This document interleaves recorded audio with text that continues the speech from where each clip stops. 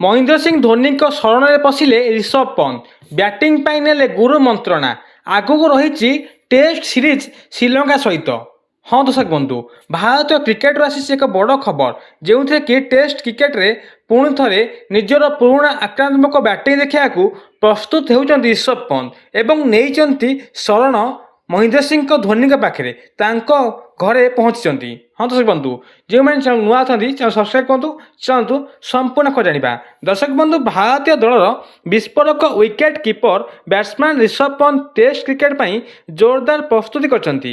ସମ୍ପ୍ରତି ସେ ମହେନ୍ଦ୍ର ସିଂ ଧୋନିଙ୍କ ସହ ଦେଖା କରି ବ୍ୟାଟିଂ ଓ ମ୍ୟାଚ୍ ପରିସ୍ଥିତି ଏବଂ ଚାପ ମଧ୍ୟରେ ଖେଳିବାର କୌଶଳ ବିଷୟରେ ଆଲୋଚନା କରିଥିଲେ ବୋଲି ଚର୍ଚ୍ଚା ହେଉଛି। ରିଷଭ ପନ୍ତ ଟେଷ୍ଟ କ୍ରିକେଟରେ ଅନେକ ସ୍ମରଣୀୟ ଇନିଂସ ମଧ୍ୟ ଖେଳିଛନ୍ତି। ଅଷ୍ଟ୍ରେଲିଆ, ଇଂଲଣ୍ଡ ଭଳି କଠିନ ପରିସ୍ଥିତିରେ ମଧ୍ୟ ସେ ଭାରତକୁ ବିଜୟ ଦେଇଛନ୍ତି।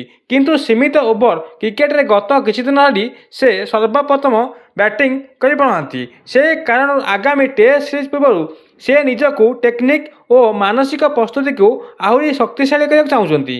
ଧୋନି ସବୁବେଳେ ଶାନ୍ତ ମନୋଭାବ, ଠିକ୍ ନିଷ୍ପତ୍ତି ଓ ପରିସ୍ଥିତି ଅନୁଯାୟୀ ବ୍ୟାଟିଂ ପାଇଁ ପରିଚିତ।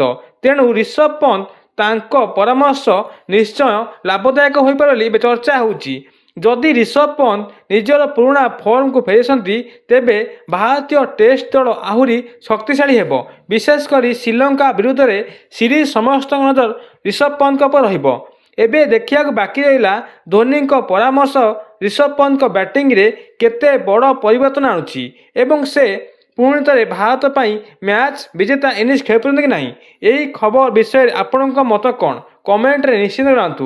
ଭିଡ଼ିଓଟି ଭଲ ଲାଗିଥିଲେ ଲାଇକ୍ କରନ୍ତୁ, ସେୟାର କରନ୍ତୁ, ଆମ ଚ୍ୟାନେଲକୁ ସବସ୍କ୍ରାଇବ୍ କରନ୍ତୁ।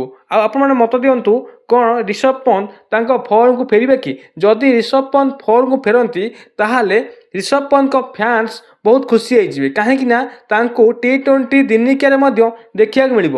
ଯେହେତୁ ଫର୍ମ ନାହିଁ, ତେଣୁକରି ତାଙ୍କୁ ଦିନିକିଆ T20ରେ ସୁଯୋଗ ମିଳୁନାହିଁ, କେବଳ ଟେଷ୍ଟରେ ମିଳୁଛି ସୁଯୋଗ। ଇଏ ହେଉଛି ଆଜିର ସବୁଠୁ ବଡ଼ ଖବର। ରିଷଭ ପନ୍ତ ପହଞ୍ଚିଛନ୍ତି ଧୋନିଙ୍କ ଘରେ ଏବଂ ତାଙ୍କ ସାଥିରେ ନେଉଛନ୍ତି ବ୍ୟାଟିଂ ପରାମର୍ଶ।